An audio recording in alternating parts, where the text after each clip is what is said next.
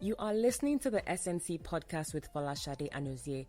To ensure that you don't miss subsequent episodes and to listen to past episodes, you can visit us on our various social media platforms at the SNC Podcast. So that's TheSNCPodcast. And that name is universal across Twitter, Instagram, Facebook, SoundCloud, Mixcloud, and iTunes. For those who'd like to get in touch with me by email, my email is shadeanozie@gmail.com.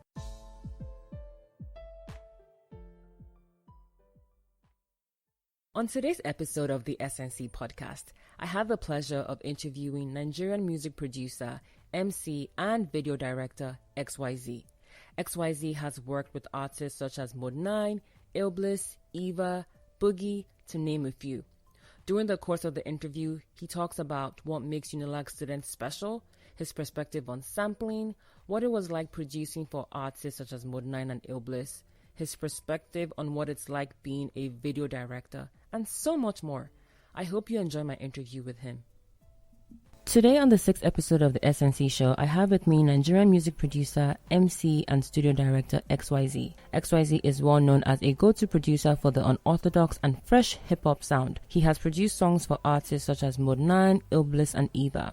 XYZ is also a member of Straight Butter, a Lagos-based revered collective of MCs who are Texzilla, XYZ, obviously him, R-Cube, Deck the Nexus, Enigma, and Ray, and they are united by the mutual respect of time-tested friendships and the undying love for hip-hop. XYZ has released musical projects such as The Science Project. In 2011, he released a beat tape titled Experiment Z. Am I right? Experiments. He followed it up with a second solo collection of beats titled Black Hue, a collage of gritty, unrelenting boom bap with some sprinkles of dancehall, soul, and electronica. In 2015, he released another musical project called DOF, which is Depth of Field, which was a work of old and new hip-hop productions with some remixes produced by Straight Butter co-member and producer DJ Texzilla. Last year, he released the Extramentals XYZ Volume 1, which contained beats from his archives used by Nigerian rappers such as ModeNine and IllBliss, some beats that had never been heard by any of his fans, and one new track called Celebrate. Finally, welcome to the show, XYZ. Thank you. Round of applause. Now, wow. But first of all, why do you have all these names that are hard to pronounce? Like experiment Z, I'm trying to say experiment Z, and it's make it sound like I didn't go to school. Well, okay. I don't know. I think I've always had issues with naming stuff. So these days I'm trying to make the names, a little less complex or complicated or for pronunciation. So yeah. Sometimes you just pronounce it as it is. Yeah. Like experiment is experiment. Yeah. But because of the hip hop thing that we do, yeah, you try to emphasize some of the consonants. So you probably change, an S to a Z. That kind of stuff. Yeah. Well, I mean, clearly, I still need to go back to my pronunciation classes to hip hop. There's really no, there's no rule. Yeah. How you pronounce. Yeah. Okay. Well, Happy New Year. I wish you the same. How's your day been? Fantastic so far. What have you done today? Apart from this. I slept for the most part of today. I was up all night last night. So, okay. I just we've been talking about this since last year. Yes. So I had to just get some rest, then go for this, then go for another meeting, then go back home, do some work, and okay, cool. It's Friday too. Yes, it is Friday. So do you have any after party plans? Like after going to any clubs after? No, okay. I don't. Okay. I'll probably hang out with a couple of friends for the better part of the evening. I'm home. Do you go clubbing at all? I used to. Oh, okay. You stopped? Why? I don't know. I think I outgrew it. I'm not a fan of too much noise anymore. Sort of. So it's just sometimes I just need my my head to be clear of noise and stuff. Even if I'm hanging out, I like to hang out at places where the music is there in the background playing, and the people, you could just hear people more here and there, and that's it. So you can hear yourself speak. Yeah, that's just it. That's something. I feel like that's something that's like I always tell my friends that I like going to clubs. There's nothing against that, but if I'm going to a club and you want us to be having a conversation, that's another place for us to be having a conversation. No, like, because we're yelling, you're yelling. So you have your guy. Somebody's trying to say something like, "Hey, you know what I'm trying to? Okay, what did you? I didn't get that. What? I said I didn't get that. Did you see that girl? What? Okay. Stuff like that. And before you know it, someone is piercing." What's it called? Sound waves into your eardrums. It's just crazy. Or even spitting on you. Yeah. Hey, but I know it used to be fun back then for me. Just now, I don't know. For now, I just think I'd rather just spend my time at places where it's just chilled and cozy. I like to talk, have conversations with people. Yeah, that's it. Okay. I love to dance too. I dance a lot, so But hey, right now I'm not too into that for now. Why didn't you ever become a dancer? Why didn't I become a dancer? Do you dance strictly hip hop dance, or is it everything? Everything. Nice. Everything. There's hardly any dance that ever came out that I never tried. Salsa. So. Okay, I didn't do that. I like salsa. That's why. So it's I didn't do that one. Okay. But if it was hip, if it was trendy, if it was urban, that kind of stuff. If it was urban, then you probably see me. I did all the MJ. I have pictures of me winning best dancer prizes as a kid back then. Yeah, you see me do the MJ, the moonwalk and all that stuff. I did it. I used to do some choreography. I used to teach people how to dance when I was in secondary school. Oh wow! Yeah, good that they can picture. You doing the moonwalk. Right yes. Okay, cool. Well, now that we've gotten that out of the way, we know that you can dance, all those great stuff. What is your real name? Who's XYZ? My name, I'm Ni Faleimu Jr. Okay. Family of 5, family of 4, family of 3? Family of 4. Okay. I'm the firstborn. Okay. I'm from Ondo State. Born and bred in Lagos, of course. That's pretty much it. Did you go for secondary school, primary school, uni? Secondary school or primary school. My first, I went to 2 primary schools, and we had to move. You know how it is now. Sometimes when you move, then you have to change schools and everything. I went to AZ International, that's at Ajawa State, and I also went to Maryland Convent Private School. Okay. Yeah. After which, they now took me from Lagos, from an all-English speaking school where you don't speak vernacular, and they threw me to Ijebu Modusi College. Wow. And it was a crazy experience. What was it? Oh my gosh. But it's part of who I am, though. So if you see me, you know that this is the guy that went through this. So it was a serious culture shock type transition for me. That's that boy that doesn't know how to speak Yoruba now. Only stuff like that, and you just have to blend in. So 6 years of craziness, and you come out something different, changed. Something entirely different. Yeah. Do you feel like that toughened you and that made you more able to adapt to different situations? Most definitely, of course, that did. I'm still in touch with my school principal, which is amazing. Very, very interesting situation. I can't even place how it happened. I think it was last year or 2 years back. She's on Facebook, so you know how it is. But she's not even based in Nigeria right now. Oh, okay. One of my mentors. Someone I usually used to look up to. And we just talk from time to time, and I would tell her and remind her how hellish it was back then. And she was like, yeah, she understands. But definitely makes you the man you are. Yeah. Okay, what about uni? Yeah, University of Lagos. Oh, all these Unilag people. Akoka, yeah. Oh, gosh. That's what they say. That's what everyone says. But we're everywhere. Yes. You can't just help You it. are. And for some reason, everyone thinks that we are arrogant, kind of, people that finished Akokites, that kind of thing. But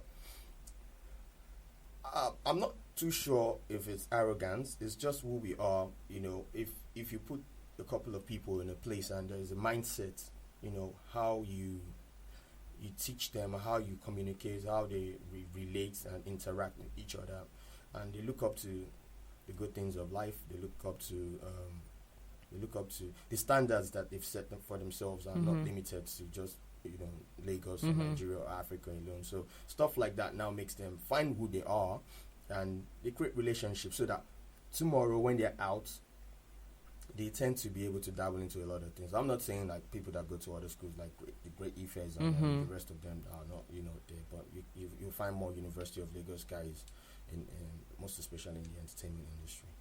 Really like rep for your people. It's funny, when I was young I wanted to go to Unilag. I really did, but almost everyone wanted to. Yeah, but I almost didn't. I went to and before I went to Unilag, I went to Yaba College of Technology. Oh, okay. Yeah, where I did my national diploma computer science. After which I now went. I was supposed to do a direct entry, but it didn't work. I had to take UME again and again and again and again. Wow. And again, And eventually you got in. Computer science, yeah. Okay. So you had your degrees in computer science. I tried. It wasn't easy. It wasn't easy. Well, we're glad that, you're able to overcome the obstacle. Now, how did you get the moniker XYZ? I'm sort of like this guy that can do quite a number of things. And like well, mostly arts-ish, then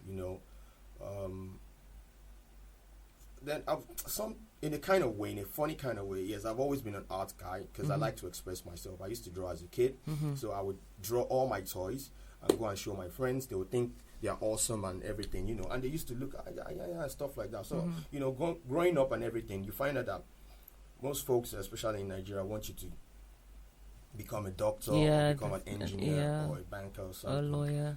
So my dad tried. He would put me down and ensure that I did my maths, and that was it. It was the maths thing, and I became a science student. I could easily do maths. It's my favorite subject anyway, and I was doing art at the same time, but I couldn't study art because nobody sees you.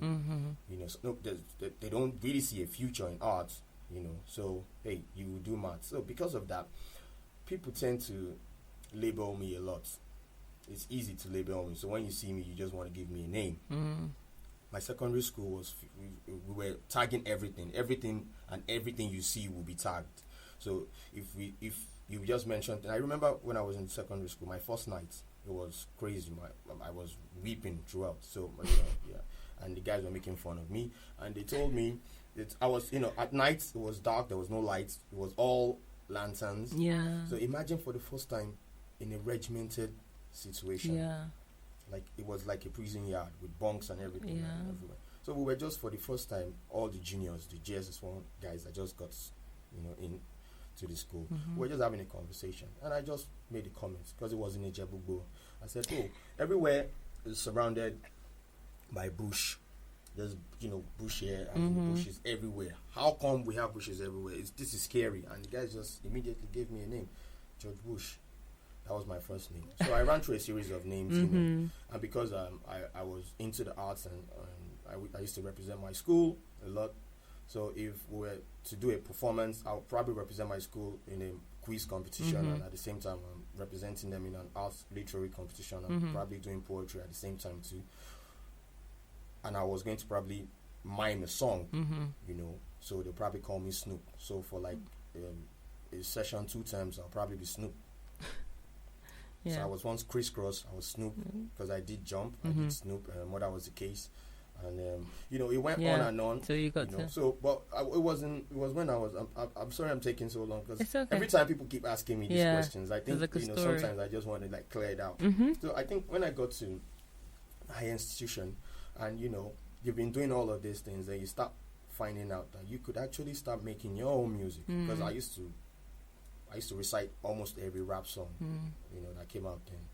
I would go to schools and people would invite me to come and perform a DMX track, and then after a while I thought, I could start writing my own rhymes, so when that started and people were like, yo, bro, you can spit, you can rap, you can do this, you can do that, so I had to get a name. And I thought to myself, what kind of name am I going to give myself, and it took me a while. I couldn't come up with anything meaningful, and I never saw myself as someone that would just go by an easy, cheesy name.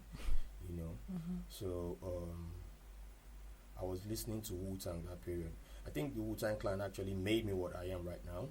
And they had this nomenclature thing going on in the Wu-Tang Clan. So they had all, now I probably would use the term funny names, but those names were quite significant and iconic for someone like me. So if you see them, they had this three initials that make up the full name. So you have the Wizard, you have the Jizza, you have GFK, that's Ghostface Killer. You know, so those, you know, that kind of naming style appealed to me. You know, and I thought, hey, it won't be a bad idea to, you know, have that style too. And I thought, what will be the best thing? What will be the best thing? What will be the best thing? And I went through the entire alphabet list and everything, and I said, you know what? The last three letters work.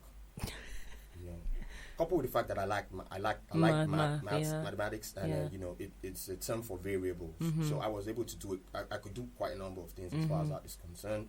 So when you're saying, oh, we don't know exactly what he's doing, so you say, okay, it's like XYZ ish. Yeah, that's it. Well, thank you for that introduction about how you got the name XYZ. So XYZ, how long have you been producing music? I'd say it's a decade now. Yes. Oh wow. Yeah. Last year made it a decade. I was supposed to release like a X years of X. I'm just leaking this. I'm not supposed exclusive. To yeah, it's in progress. You know, X years of X should be like 10 years of XYZ. You know, and I've been producing quite longer than that though. But you know, if we talk of production and when it starts to get out to the public, to the media, I'd say 10 years. Oh, okay. Now, before I'm going to talk about how did you get into music production, but do you play any instruments? No, I don't. I'm gonna get back to that because that's the I'm gonna get back to that. Yeah. Okay, so how did you get into music production? Okay, so I started rapping. I started making my own music. I started making, you know, writing rhymes and stuff, you know. And I had a friend, someone that we grew up together. My best friend, his name is Aziz. I can relate. He had a couple different kind of names back then, so I'll just go with ABC. Okay. Yeah. Okay. ABC. So we had a group. It's called Afro Mystic Tech, AMC. So yeah, we used to rap. We used to make songs. We had Airplay in '99 back then, and on Rhythm and Style FM. It was mad. They gave us great rotation back then. So we would go and look for producers that could produce our kind of sound, which was strictly hip hop. It was difficult at that time. The people that were making that kind of music were the Tribesmen, the SWAT Roots, Payback Time people, the ModeNine, LD Extra Large, Solo D, and OD, Terry the Rap Man. Yeah. Then we had the Surulere people, OJB, Rugged Man, them too. Then we had the First Stack people, the FTT people. We had the Deadly Underground. We had the Rough, Rugged and Raw. You know, we had those people that were making music. So we had this guy that used to produce for them back then, especially the FTT guys. Intruder, that was our first producer. Intruder, it was between him and Paul Ikedairo. We weren't sure who actually produced that track. Casalago Boss, I think, is one of the best hip hop tracks that came out from Nigeria ever. True. My own personal track then. You know, it was very interesting to hear about it. And then we had to go look for Intruder. Okay. And he made our first production for us, you know. And after then, we started making more music. And we looked for other producers. Mr. Daz produced me. In fact, Mr. Daz gave me my first Fruity Loops. I don't know if anybody remembers Mr. Daz, but it was one of the great producers too that came out that period. I think he produced one hit or two hits for some guys then in the mainstream. And also, you'll be amazed at this too. DJ Ziz produced us too back then. Yeah, hip hop, some real hard hip hop stuff. Before he ever started making commercial music, he produced for us back then too, you know. But because I was looking for a particular sound, which it was challenging to find someone, you know. I will probably have issues with communicating what I wanted in my head to them. So even if you hum a sound to someone, you know, they might not be able to still bring it out the way you want to hear it. Or even if they bring it out, it won't still go down. Then mixing was an issue, the way the sounds came out, you know. And I wasn't just feeling it. It wasn't just working for me, And because I was a computer science student, I was able to get my computer system then. I was supposed to be using for school, but you were going to download quite a number of softwares on it, and because I was into music, it was only natural for me to have Fruity Loops and some of those musical producing softwares on it too. So I got the music softwares and everything. I got it from Mr. Daz, and he just showed me some pointers. This is what you do, this is what you do, this is what you do. I'm like, okay, fine, no problem. And I started picking my drums. Boom, boom, boom, boom. Boys will say, what's this? This is whack. Don't play this thing, Don't play this into people. Don't do this, don't do that. It's not good. It's not what you're supposed to be doing. You're not supposed to be a producer and stuff. They told me all of that stuff, But, for some reason, I kept going on at it, and my consciousness to rap music started increasing. It was, becoming enlarged. I was identifying sounds. I could say that, this is what I was attracted to some certain kind of sounds, and the way they were arranged, and it was just fascinating to hear some kind of productions. You would hear a Shook Ones by Mobb Deep, and you would look at it and I'm like, why is this sound so like this? The melancholy, the feeling, that airy sound, it was so attracting and appealing to me. And I'm like, I need to be able to do this stuff. I didn't know about sampling then, but I don't remember anybody ever telling me about sampling. But because I was making productions, I used to try and create my own sounds from scratch. So I was playing. I didn't know how to play instruments, but I would pick, my keys. Yeah. Place my percussions, the drums, and everything. Then try and lace a bass line. Those were the basics. But because I didn't have that expertise, and because I was trying to create from scratch, it was challenging for someone that didn't know how to play instruments. So for some weird reason, you just find out that there were some beats that were made, sample beats that were made, and that you would just hear a sample, a snippet in the production. And I thought, okay, let me try this thing. Although it's like still, but it's not original too. But I don't think, and I just said, okay, what? Let me try. And I think it was like an error. I just dumped a sample on the timeline of the sequencer, and the loop just sounded amazing. I didn't have to do anything. It just sounded amazing, and I played it to people, and they were like, "What's this? This is so dope!" And I started making, variations and everything, and that was it. Wow, that was it. In fact, after that, my playing production now even how do I put it now? It became better. Yeah, it became better. I was now playing more stuff, and because I don't know, I just started seeing more, and I was opening more to the production process and everything. So yeah, that was how I got into production. It was the need for a particular sound, and I didn't see anybody that was going to be able to create it except yourself. Now, 2 questions on that discussion.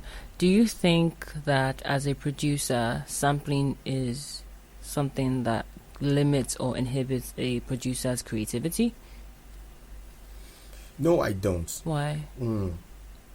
I think like I don't know. I'll probably quote Nas. Nas probably quoted someone that no idea is original. There's nothing new under the sun. It's never what you do, but how it's done. So it's like anything you see. It's a reflection of what exists already. It's a reflection of what you've heard before.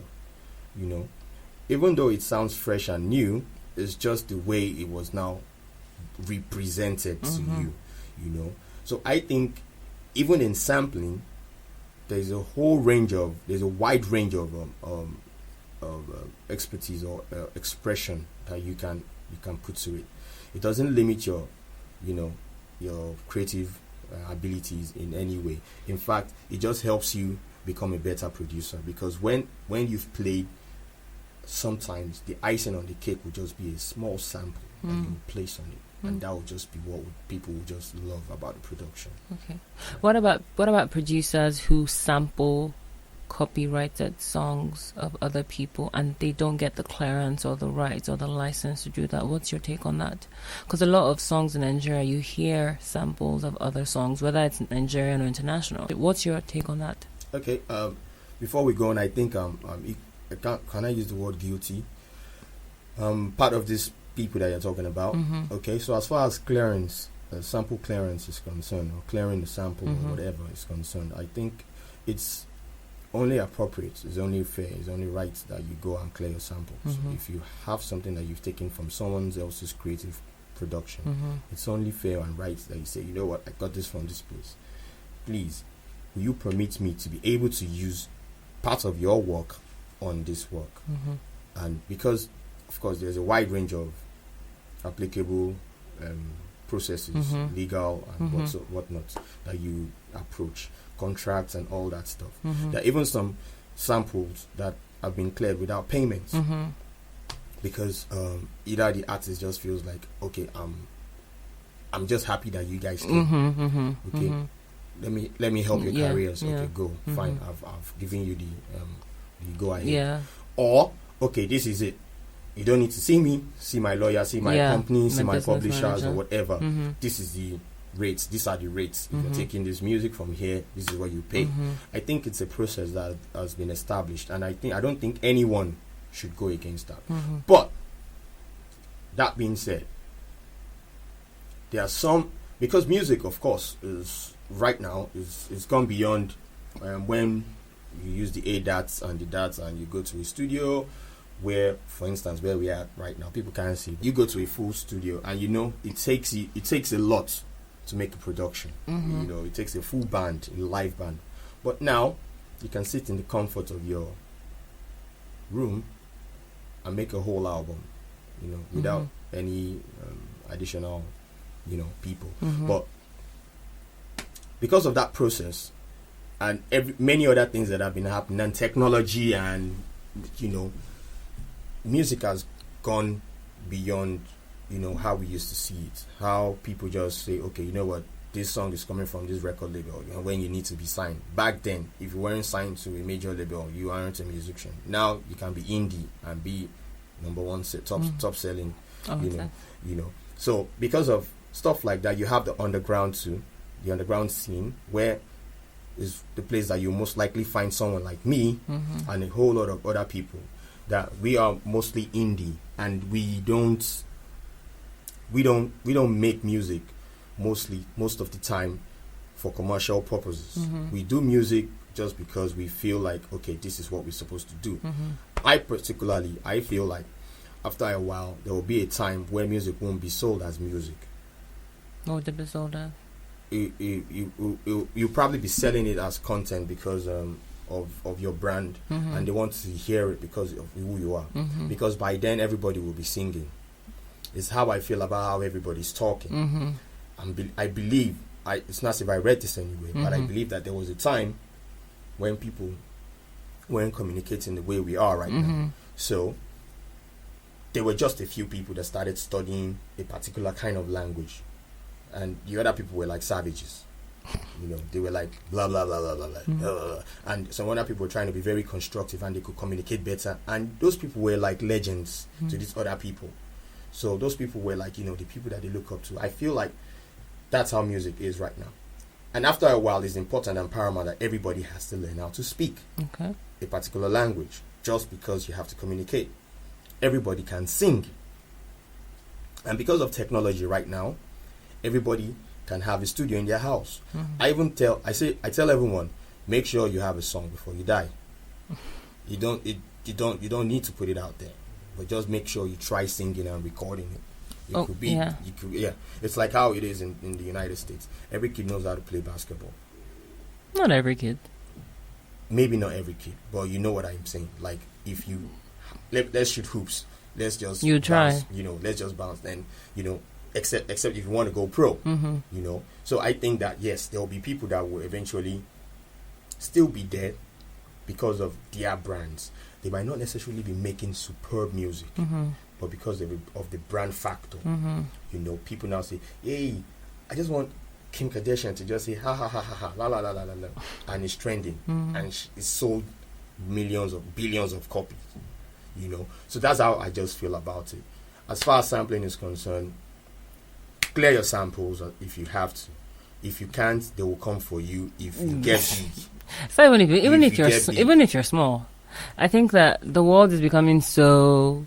Well, it's not even globalized. The world's actually becoming smaller. Yes. And if you think that, whoever owns the copyright of the work in question is not going to hear the song because the person is far away in Ukraine, the world has made it such that anybody can, send it to that person and say, this is your, So I just wanted to get your take on that as a music producer. Now, what production tools do you use when you produce music?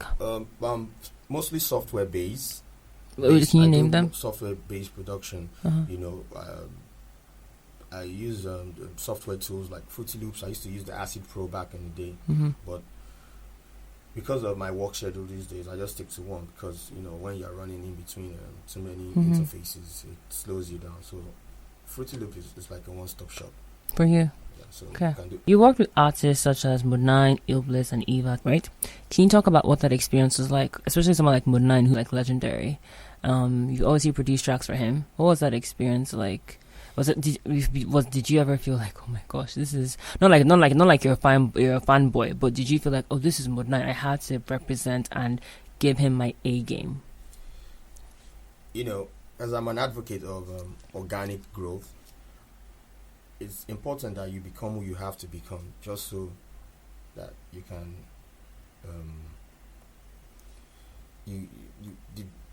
you won't be dictated to you how you should act or behave or deal with your clients or whoever you're working with. You understand? So it took me a while to get to this point that I am right now, but it's a wonderful experience. Even though I'm the very, very most, I think I have to be one of the most unorthodox producers in Nigeria right now. There are quite a number of them too out there, especially as far as the hip hop genre is concerned. Sometimes I'm not there when the production is going on. I'm a beat maker, so I design the foundation, the layout for you. So you come, and the way rap music is there's really not much going on. We have a beat, you write to it, and you spit. It's that simple. I don't even have to be there, really. So the way I do this beat, I just make them. I'm the sort of producer that just loves to make beats. Okay. I love to make beats. I make beats like, oh my god, I've not made beats in like 6 months though. It's terrible. It's sad. I think if of all the things that I do, the one that will be easiest for me in my sleep when I'm probably in my deathbed, or if for some reason if I'm just helpless and I can't do anything else, I can make beats. So do you consider yourself a beat maker or a music producer? So what would you identify? I'm both. I consider myself both. I consider myself a beat maker because I think everything that you have to do, the beat guides you. The beat is everything. Is the vehicle at which you use to drive your song, your music, and my love for beats is what has brought me into production. I would make beats even if nobody is rapping, even if nobody's patronizing me, even if nobody's using it. That's why I have beat tapes out. So I consider myself a beat maker because of that, and also because there are many songs I don't listen to the lyrics because even if it's not trashy, I just can't relate to it. So I just listen to the beats because I think this beat is mad, is nice, I like it. But as a music producer, because I can direct the flow of the song and say, you know what, let's do this like this, let's do this like that. How about you take that verse out? Let's do this verse. Okay, let me lay these vocals. Put these vocals on it. It won't be bad if you put Simi on this hook, this, that.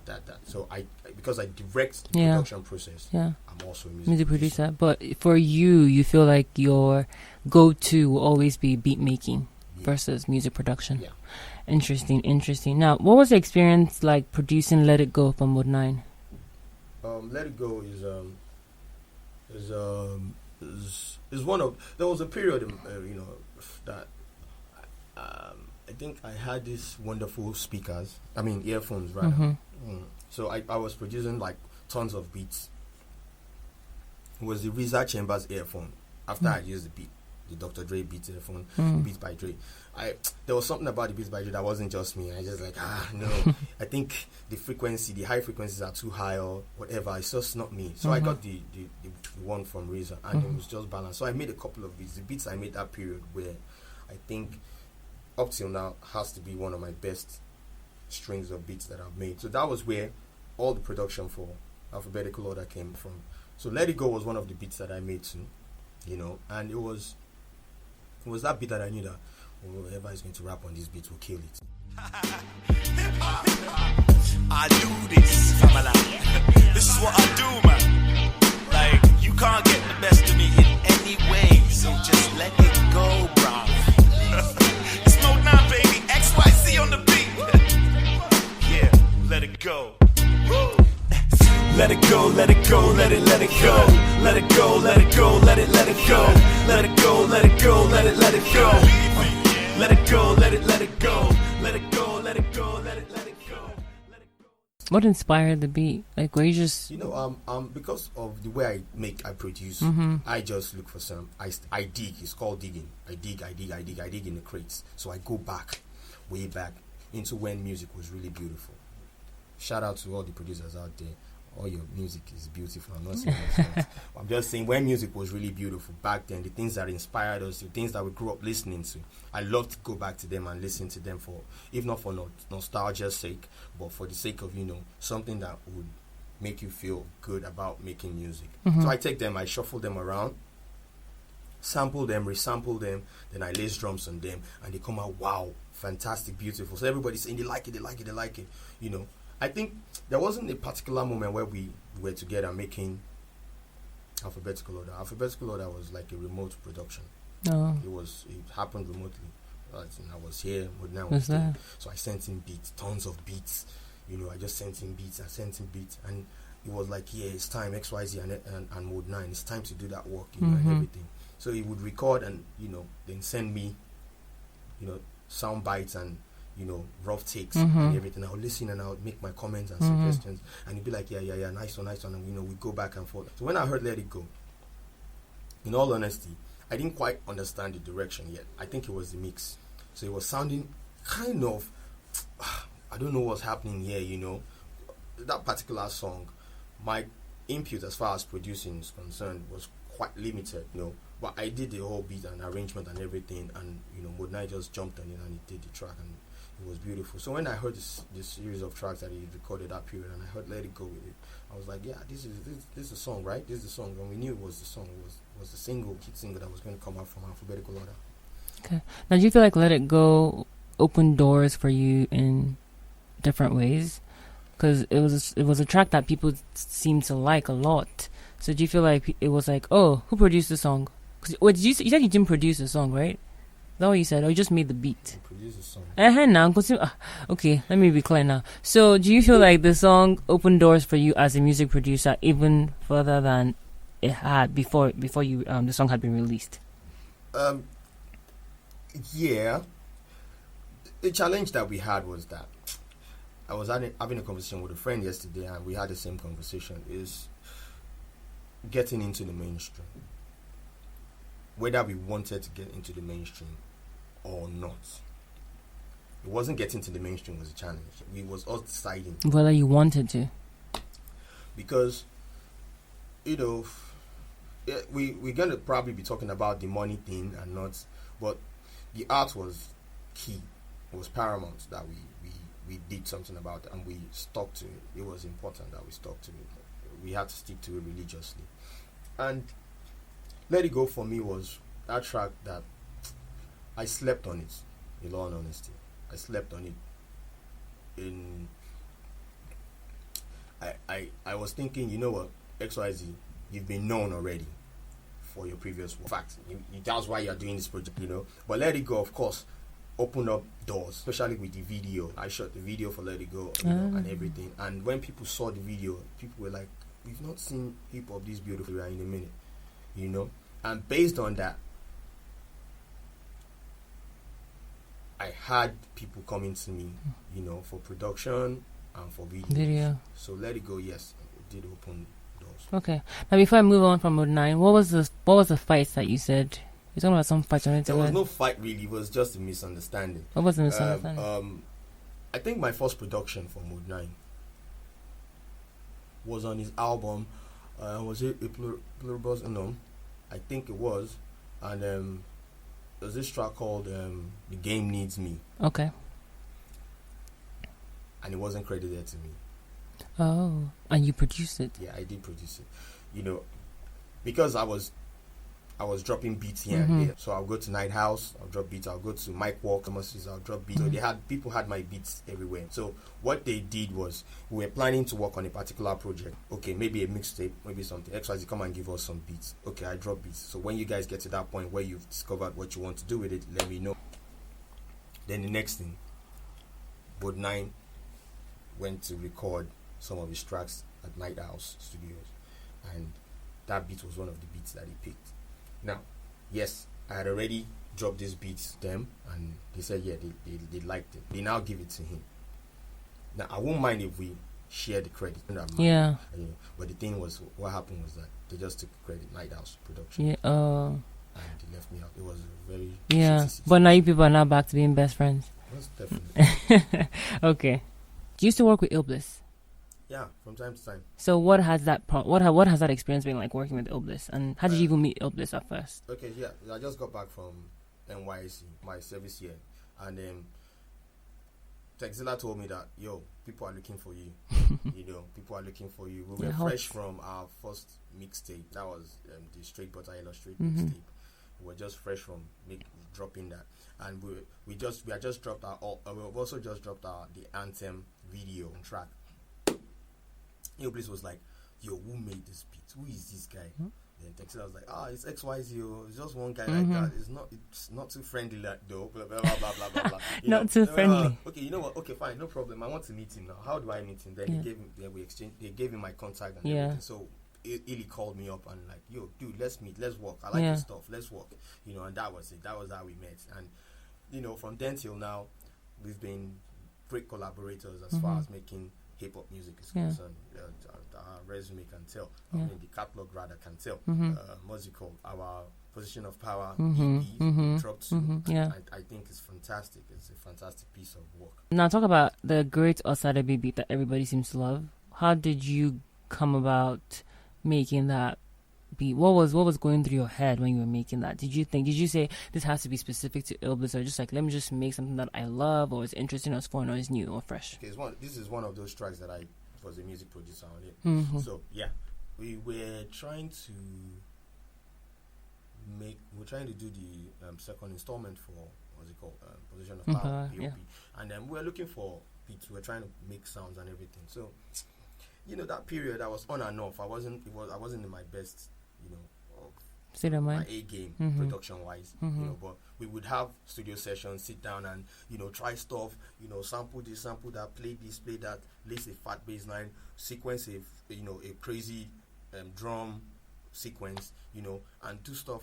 We were just trying a whole lot of stuff. Then what happened was that he had already dropped the verses to Osadebe. He had already laced them. I now came because there was this particular sample I've had for a while, almost a year, and I've been trying to work it. It wasn't working. It wasn't just working, and I didn't know what to do. Immediately I heard his verse. Immediately I heard IllBliss's verse. I just knew it. It didn't take me 5 minutes, and the beat was done. Wow. Once I heard the first verse, and the way IllBliss just came. Okay, we cut the sample to Osadebe. Osadebe was that line, Osadebe, the whole chorus and everything was taken from a song that I think it was a Fino track or one of his older tracks. So he took it from there. So we now took it and we now did the chopping and mixing and everything. So that was what gave me like, yes, I know what to do now. I just went for that sample. Like, when you have something like this is the sample, like the sound, and it came out wonderful, fantastic, beautiful. That's really cool.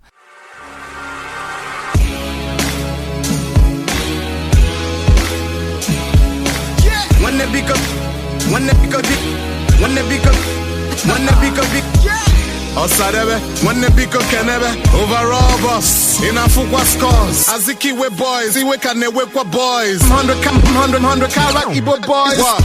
Never spread the rod, ill is still a demigod. Cold City raised me, last get it made me. What a wonderful life. Every few seconds, thank God for my life. Thank God for putting in me the spirit of a hustler, mind of an owner. Always been a loner, sitting in the dark thinking, how can I make another mark? How can I earn another stock? Nobody gave me this shit, all I had was me and my God. XYZ walking on the boards. This time around it's... Now, in your opinion, what makes a great music producer? Two things. My uniqueness. You know, I'm just different from what every other person does. So yeah, that was one. Two. This one I think is just the style, because it's important that my beat touches me. If it can touch me, then I think it can. Even if it's just a few people, 5 people, it will touch them deeply. You know, and it's that melancholy, that soulful feeling when you hear that sound, you know. So when sometimes, you know, some people like their chords to have a particular flow, a particular variation, or a particular way it goes. There's a way that I like mine to go. I can be very moody sometimes, you know. I like to travel a lot, you know. You can call me a dreamer, but you know, when I'm there, there's the way these sounds, they're surreal, and when you hear them, they just appeal to you in a kind of way. So I like to bring them together, combine them, and put them in a loop. So it's hypnotic. Okay, so that's what you think makes you a great producer. Now, what makes generally a good music producer? What do you think are 2 things that a music producer who you think is excellent should have? First and foremost, a good ear for sound. Mm-hmm. You know. Secondly, the signature. Why is the signature important? Because before you start to do any other thing else, you can identify who it is. Initially, you might not be great. Mm-hmm. So people are like testing and sampling. Maybe it was a fluke. Mm-hmm. What you did, and stuff like that. Okay, it was like how I knew who DJ Premier was. I'd already known like 4 beats, 5 beats, 6 beats, and I like these tracks. You know, I wasn't into who made them yet, but you just like this song. I like this song. Then the next thing you just say, "Oh, that's DJ Premier." Then you meet people that have now started going deep into music. You don't just know who the artist is or what the name of the song is. They know the producer. They know when it was produced. They know the year. They know the studio. They know everything. So you start to follow up and you find out things. You know, because of this consistency in sound and signature, you can now say that's Dr. Dre, you know. You can now say that's Timberland. You can now say that's Pharrell Williams. And because of those things, you have now built a catalog for yourself that stands out, that makes you stand out. Before you know it, people will start saying you're great. You can't be great because you made it just 1 dope beat or 2 dope beats. Okay. Now, before I move on quickly, you said you don't play any instruments as a music producer. Do you think that it is important for a music producer to know how to play a musical instrument or musical instruments? Yes, I do. Why? I do think so. Because first and foremost, you know, the way this thing works is your body, you engage physically. You know, you engage physically. You pick the drums, you pick the drumsticks, and you do the drum roll. There's this physical approach to it. It's like you're dancing. It's a dance move. If you're playing the keyboards, your fingers are moving. You know, there's a way they communicate with your brain, and your brain sends signals back, and everything happens and it works. So that physical feeling is a different experience entirely on its own. So as a producer, you need to be able to know at least 1, 2, 3 instruments that you play, because it now enhances your understanding of music. It makes you appreciate music. For instance, if I'm about to play a chord, if I call a Scott Storch to play a chord, and I say, bros, just play something, let's just see what you can. Then he plays it, and he plays it again, and he plays it again, and you're like, wow, this is amazing. For me, to take me, okay, this one, and this one, okay, click. Then, you know, because I don't even know what chords are. Of course, I know what they are, but I've not gotten to that point Yeah, where I'm studying. yeah. I've okay. So I'll probably guess your next question would be. So what instruments would you love to play? Okay. Go ahead. No. I was gonna say, like, do you think that your inability to play an instrument has, in some way, quote unquote, hindered or limited your music production, or you don't think so? I don't think so because if it has limited it, I wouldn't have been able to produce 20 tracks from ModeNine. Yeah. Alphabetical order. Yeah. No, I'm just asking because producers have different responses to that. Some of them say yes, some of them say no. Okay, cool. Now, which artists do you hope to work with in the future? Okay, before I answer that, I would love to learn how to play the drums and the bass guitar. Oh, Those why? are my two favorite sounds ever. Are those instruments that you tend to infuse into your production? Are those like core elements that are always in an XYZ production? Yeah, you always find them in an XYZ production. Okay. But if I'm listening to any track, you would see me, acting like I'm playing the drums. I don't know how to play the drums, but you just see me like I know when the drums are coming in. Then I know how to count them. I count them in my head and everything. So yeah. Okay. And bass guitar, the bass is just lovely. I can be miles away and know what song is playing somewhere else. I'm just like, oh, that's the song playing. Now, before I go to what artists you hope to work with in the future, what is unique about an XYZ production? Like someone hears on the radio, like even if your name is not XYZ on the beat or whatever, and someone hears and like, oh, that's an XYZ. Two things: drums and samples. The way the drums, the way my drum counts are, oh, this is boom bap. And when hip hop, what is today? This is boom bap. Then the samples. Okay, these instruments are not played; they are actually sampled. So the samples and it goes in the loop. Yeah, that's the XYZ beat. Okay. Now, what artists do you hope to work with in the future? Am I limited to geographical location? No. Okay, let's do 2 from Nigeria, 2 from 2 internationally. Okay.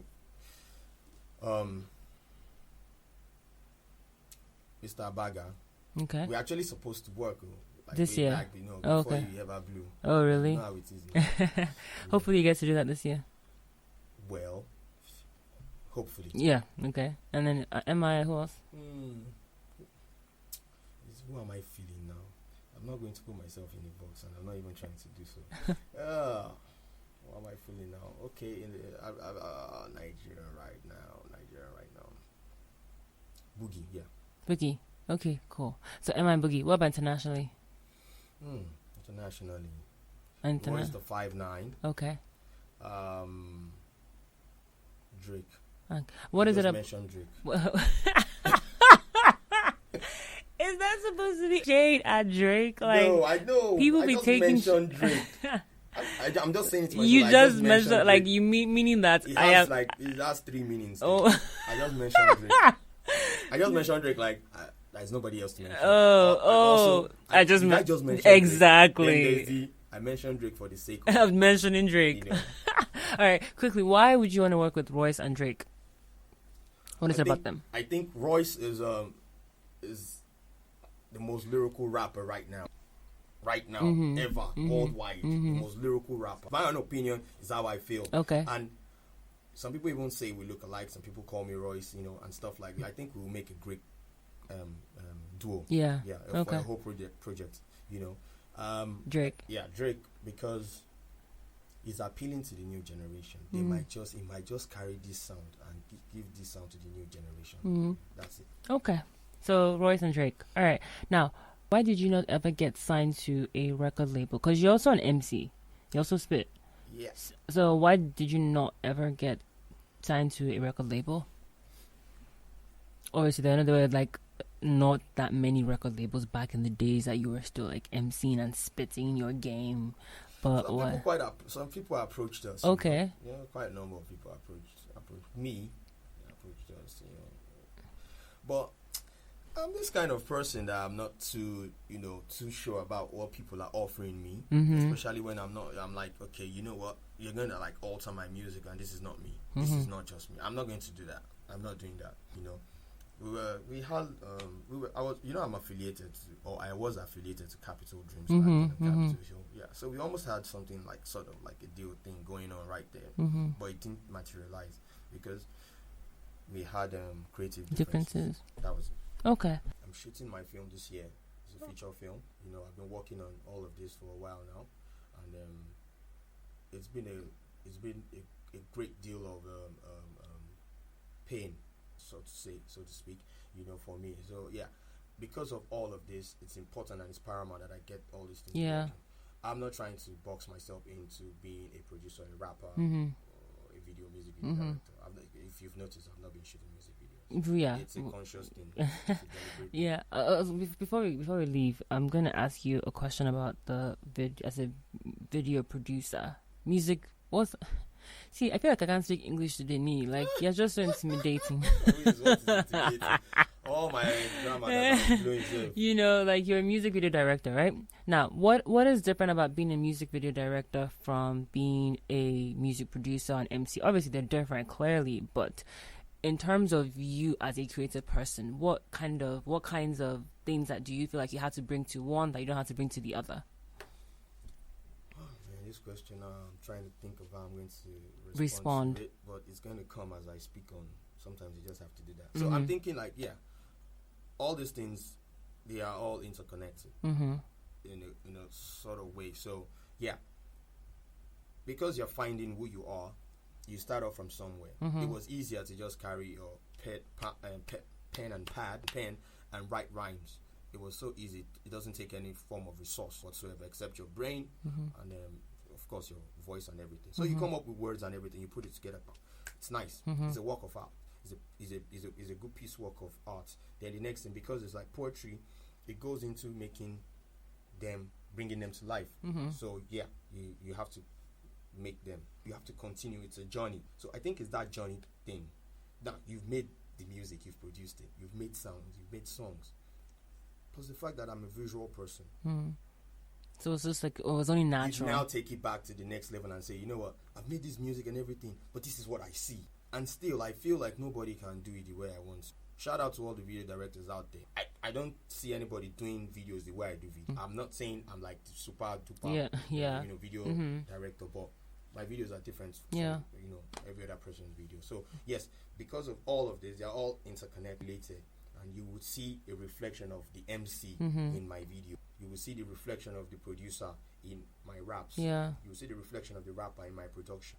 So it's just like a natural progression from that. And you directed videos like Maka's Good Time video, right? Yeah, I did. And Boogie's Show You Something, right? Yes, that was my last year's project. Yeah, and I do feel like, I did see a reflection of you being an MC in that particular video, especially for Boogie. Yeah. Yes. So spent quite a number of time watching rap videos. Yeah. And what was that like working with Boogie and Maka?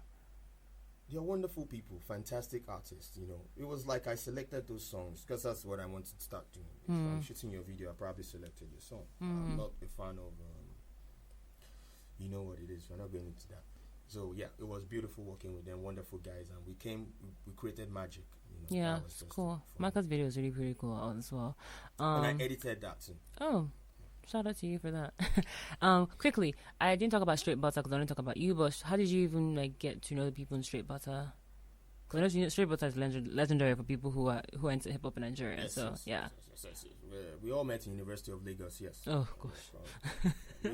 Except for RQ, every other person went to Unilag. Oh. Yeah. Okay. So, where did RQ go to?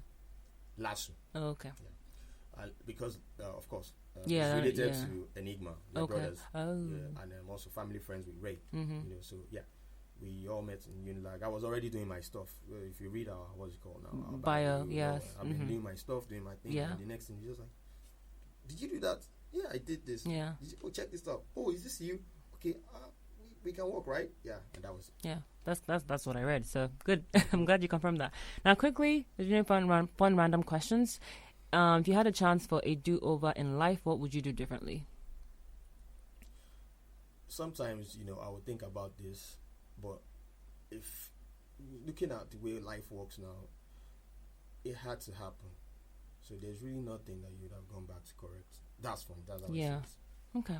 What is your best childhood memory? Watching The American Werewolf in London and Thriller. That's your best childhood memory?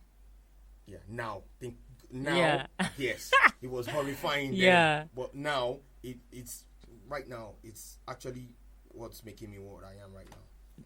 You're such an interesting child. Even though you're no longer a child, but Okay, if you could travel anywhere, where would you go and why? I'd go to New York City. Why? Right now, because I take it back. I'll go to Europe. I'll go to probably Czech Republic or Prague or Denmark. Okay. There's a sort of nostalgic life there. A feeling of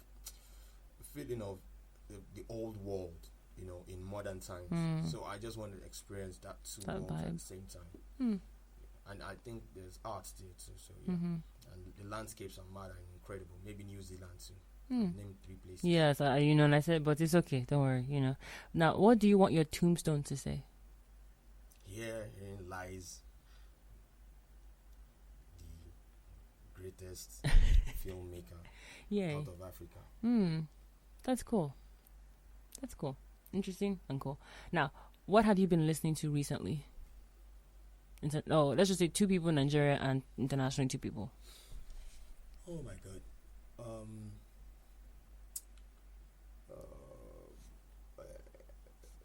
Okay, internationally, let me start. I think the album I've been digesting actually came out to 2014 December, but I've just spent so much time listening to it the whole of last year until this year. What's it called now? D'Angelo's and Black Messiah. Okay. That's my album for now. I listen to Royce too. Royce's albums. I've been listening to a lot of Royce. Okay. So those 2 people. What about Nigeria? Nigeria. Oh man, Nigeria. Okay, so yeah, mainstream. Nobody's gonna be able to hang me for this. I've been listening to a lot of Wizkid. Oh, wait, who are these people that want to hang you, eh? Like, and waiters. There are some people that are my people that think that I'm listening to. Yeah. Not that I'm not listening. Yeah. I've been listening. For instance, I've been listening to some Boogie. I've been listening to quite a number of people. This goes on and on. Okay. But dedicated listening. Yeah. Something, because my challenge is I'm looking for something new. Not necessarily entertainment. So if you're not offering me something that I've heard before, I need to hear this and be like, I didn't think that was possible. Yeah. Yes. Okay, so Boogie and Wizkid. Yeah. Cool. What are you most afraid of? Being successful and just tired. Being successful and tired? Yes. How so?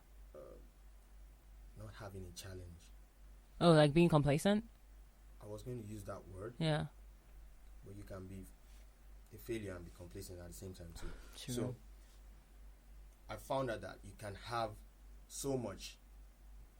I feel like if I have so much, I probably won't be challenged to become a filmmaker anymore. There will be no points. If I was comfortable and okay as a music video director, I won't be this challenged to start wanting to make films. So I need to be hungry. Yeah. To be fully satisfied is a fear that I'm not too sure. And all these things are just recent things that I've been able to discover about myself. Okay. Now, finally, how would your friends describe you?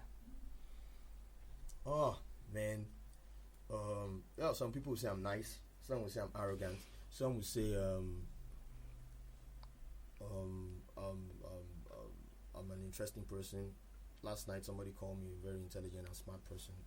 Some people think XYZ, you're just funny. Some think I'm dumb. Some think I'm boring. So there's a shade of I'm not too sure exactly what it is. Is that XYZ thing going on? Okay. The variation. Exactly. Okay. Now, quickly, can you tell us what projects you have in store for 2017? Because you talked about the movie. Yes. It's coming out. Does it have a name? Can you talk about that? No, not yet. Okay, I can just No, no pressure. I'm just saying. I can talk about it. I'm shooting a short film first of all this January. It's titled Victor, and I'm working on my feature too. It's going to be later this year. It's titled Lifeline.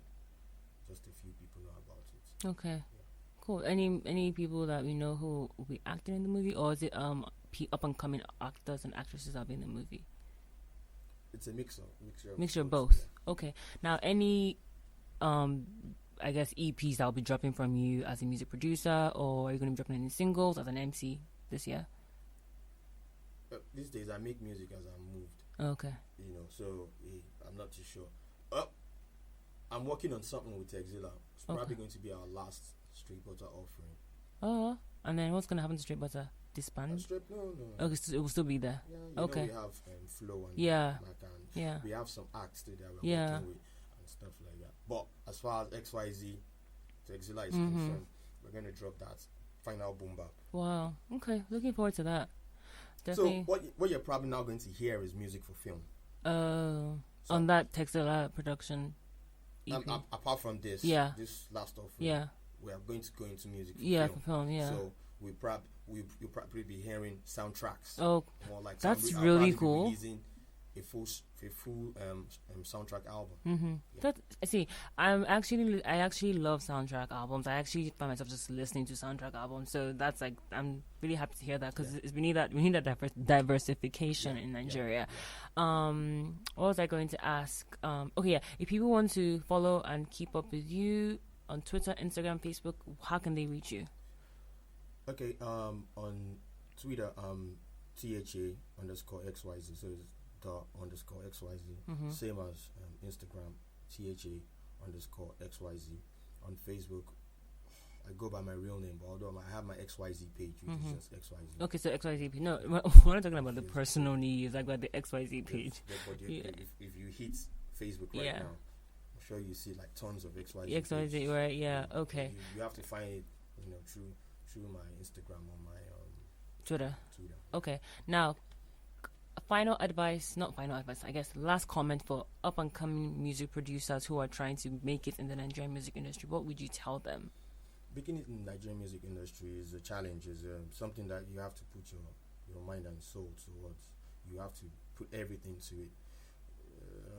There are a lot of ways you can get there. You can be yourself, which is what I would advise you. Just be yourself and grow organically, so that you would have longevity, so that even on your bad day, people would still come out to celebrate you because you were real to them.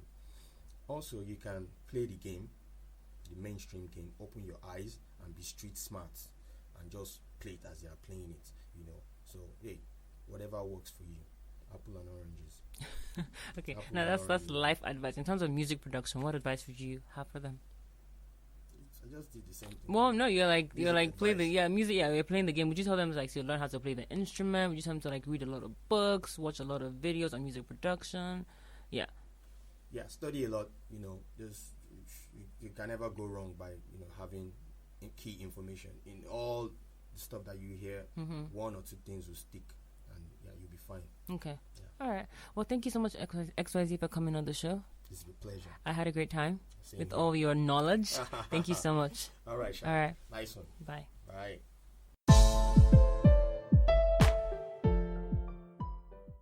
The SNC podcast is produced by Sade Anozie and Tomiwa Fawumi. To ensure you don't miss subsequent episodes, you can follow the show on its various social media handles at TheSNCPodcast. So that's TheSNCPodcast. And that name is universal across Twitter, Instagram, SoundCloud, Facebook, iTunes, and Mixcloud. For those who'd like to get in touch with me by email, my email is shadeanozie@gmail.com.